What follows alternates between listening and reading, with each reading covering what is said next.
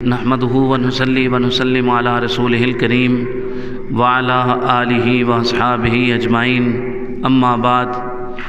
محترم حضرات، آج ہمارے سبق کا موضوع جو ہے وہ روزے کے متعلق ہے۔ ماہ رمضان شریف کے روزے اللہ کریم نے ہر مسلمان عاقل بالغ مرد و عورت پر فرض کیے ہیں، اور رمضان شریف کا روزہ ایسا فرض ہے کہ اگر کسی نے اس کی جان بوجھ کے بے حرمتی کی، مطلب روزہ نہ رکھا، جان بوجھ کے قضا کر دیا، تو ساری زندگی اگر روزے رکھتا رہے تو اس کا ثواب نہیں پا سکتا، جان بوجھ کے اگر چھوڑ دیا۔ ماہ رمضان شریف کے روزے اس لیے اللہ پاک نے فرض فرمایا لعلکم تتقون، تاکہ تم پرہیزگار ہو جاؤ۔ روزے کی کس کو رخصت ہے یہ ذہن میں رکھ لیں۔ جن کو روزے کی رخصت ہے، مطلب وہ روزہ چھوڑ سکتے ہیں، وہ درج ذیل لوگ ہیں۔ ان میں سے کچھ بیان کرتا ہوں۔ سب سے پہلے نمبر پہ ایسا بندہ جو بیمار ہو جائے اور روزے سے اس کی صحت کو مزید خراب ہونے کا خطرہ ہو،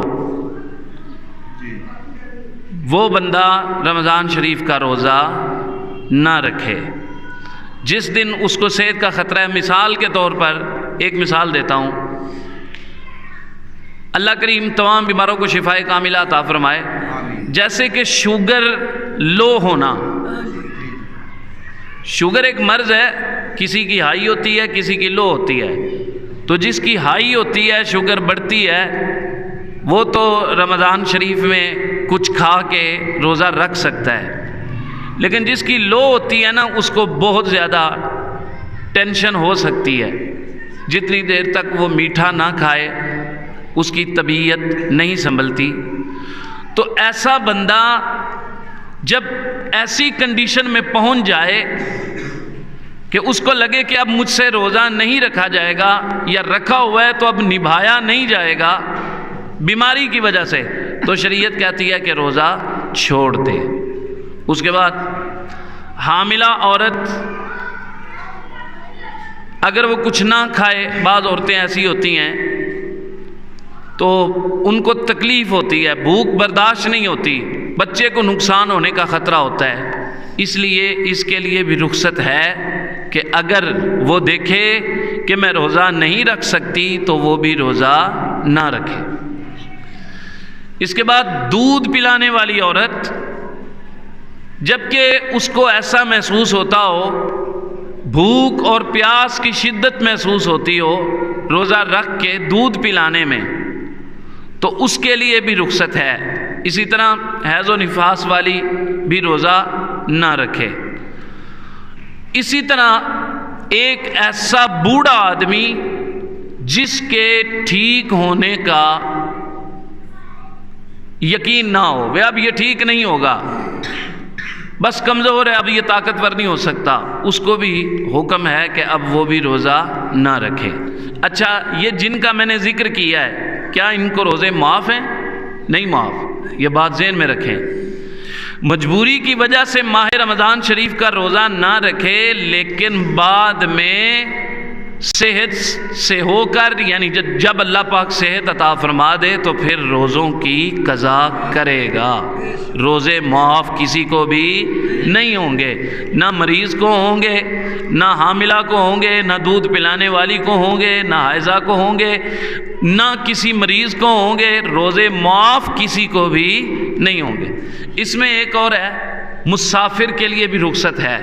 اگر اس نے 92 کلومیٹر تک کا سفر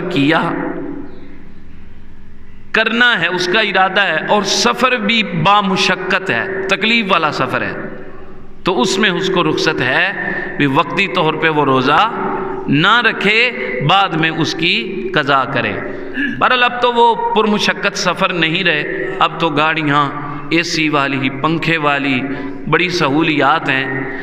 مسئلہ میں نے بیان کر دیا ہے۔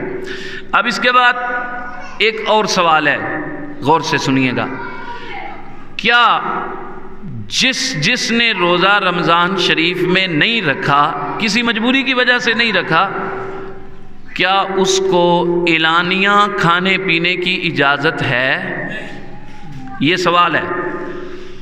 اب اس کا جواب سنیں گے آپ کے رونگٹے کھڑے ہو جائیں گے۔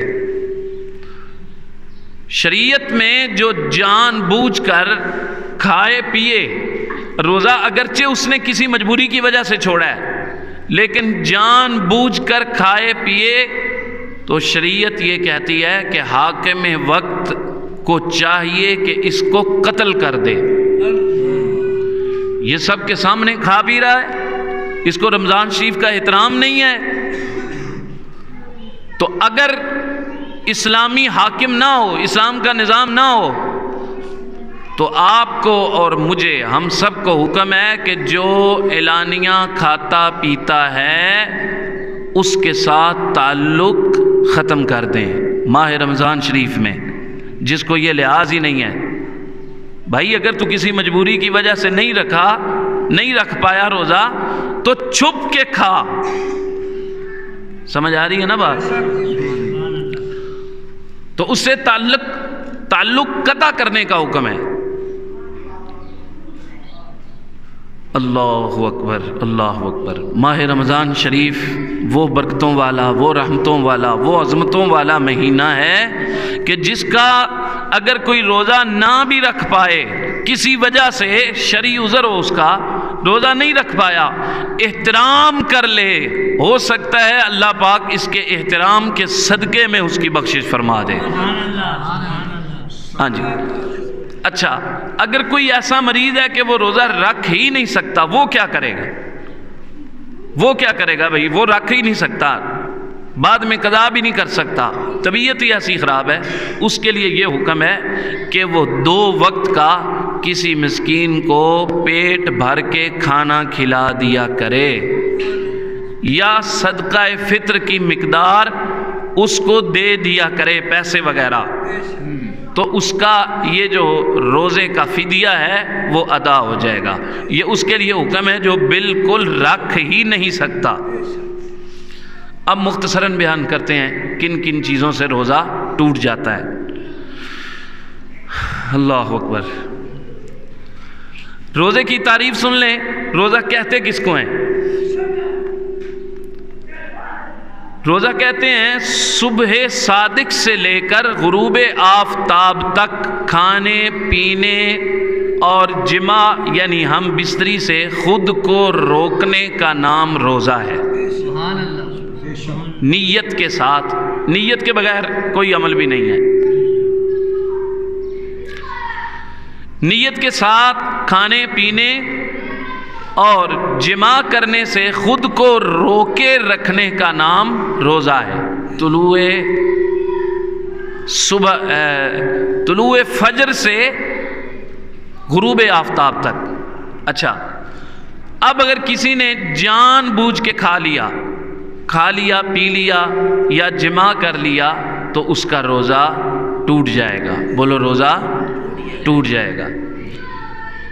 اسی طرح پخانے کے راستے اگر کوئی چیز، کوئی دوائی وغیرہ یا پانی وغیرہ اندر چلا گیا تو پھر بھی روزہ ٹوٹ جائے گا۔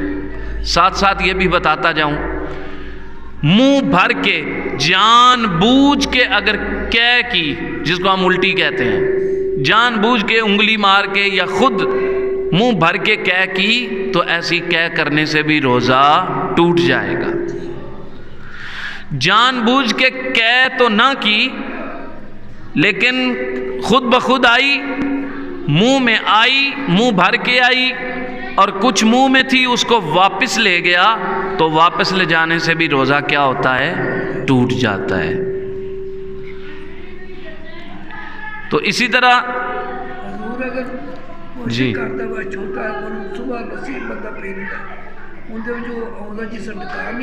جی جی اگر وہ زبان کو محسوس ہو جائے اور اس کو محسوس ہو کہ واپس چلی جائے تو اس سے روزہ ٹوٹ جائے گا. نہیں وہ نگلے نہ، اس کو حلق سے نیچے نہ اتارے تو روزہ نہیں ٹوٹے گا. اچھا اس کے بعد غرارہ کرنا، غرغرہ، اس سے روزہ ٹوٹ جاتا ہے. جلدی جلدی آپ ساتھ ساتھ میرا ساتھ دیتے جائیں. اسی طرح ناک میں پانی چڑھایا اور وہ دماغ میں چڑھ گیا تو اس سے بھی روزہ ٹوٹ جائے گا. جبکہ روزے دار ہونا یاد ہو، یہ یاد ہو کہ میرا روزہ ہے تو پھر ٹوٹ جائے گا، اگر یاد نہیں ہے تو پھر نہیں ٹوٹے گا. تو اسی طرح کچھ چیزیں ایسی ہیں جن سے روزہ نہیں ٹوٹتا، وہ بھی میں آپ کو مثال کے طور پہ، پانی لیا منہ میں، کلی کر دی، سارا پانی پھینک دیا، اب اس کی جو تری ہے اس کو تھوک میں مکس کر کے نگل گیا تو اس سے روزہ نہیں ٹوٹے گا. اسی طرح تیل لگانے سے روزہ بولے نہیں ٹوٹے گا، سرما لگانے سے بھی روزہ نہیں ٹوٹے گا. جسم میں کسی قسم کی کوئی بھی چیز کی مالش کرنے سے روزہ نہیں ٹوٹے گا. یہ جو جلد ہے نا، اس کے ذریعے سے کوئی چیز اندر داخل ہوتی ہے اگر، تو اس سے بھی روزہ نہیں ٹوٹتا. مثال کے طور پہ ٹیکا ہے، انجیکشن ہے، بوتل ہے، اس سے بھی روزہ نہیں ٹوٹے گا. بہرحال یہ اگر مجبوری کی کیفیت ہو تو اس کو لگانا چاہیے، نہیں تو اجتناب ہی کرنا چاہیے. اس سے آگے بھول کر کھا پی لیا، یاد نہیں ہے کہ روزہ ہے، بھول کر کھا پی لیا، جتنا بھی کھا لیا روزہ نہیں ٹوٹا. اچھا یہ اسلام کا حسن ہے، کہیے سبحان اللہ.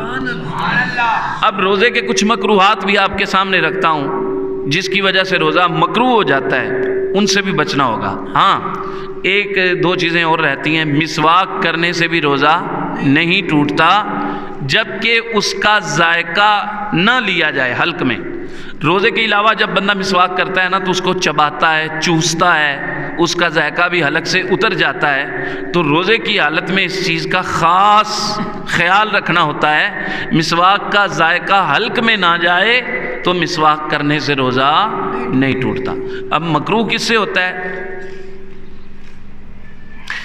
مکروہ چغل خوری سے، غیبت سے، جھوٹ سے، فحش کلامی سے، برا کلام کرنے سے روزہ کیا ہو جاتا ہے؟ مکروہ ہو جاتا ہے. کیونکہ حکم ہی تقوی کے لیے ہے نا. تو اگر انسان نے فلمیں دیکھنی ہے روزہ رکھ کے تو فلم دیکھنے سے بھی روزہ مکروہ ہو جاتا ہے. فلم دیکھنے سے بھی روزہ کیا ہو جاتا ہے؟ مکروہ ہو جاتا ہے.